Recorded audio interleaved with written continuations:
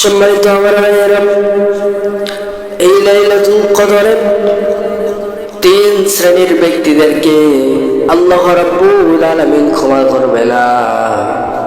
এক নম্বর হলো যারা হিংসুক টাইপের, যেই বান্দাবান্দি বলে হিংসুক টাইপের হয়, এই বান্দাবান্দিদেরকে ক্ষমা করবে না।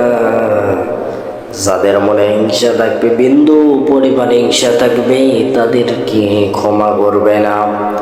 দ্বিতীয় নাম্বার হলো পিতা মাতার অবাধ্যতা হওয়া যাবে না।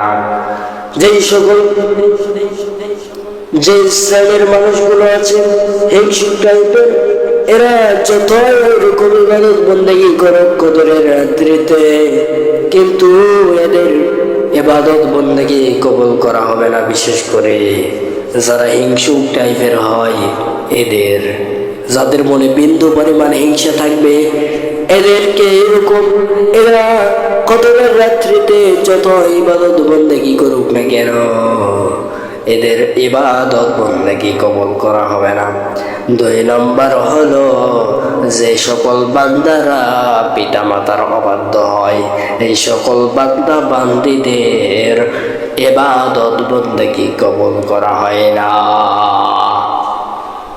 তৃতীয় নম্বর হলো যে সকল বান্দা বান্দিগুলি আল্লাহ রাব্বুল আলামিনের সাথে শিরক করে, এই সকল বান্দা বান্দিদের ইবাদত বন্দেগী কবুল করা হবে না।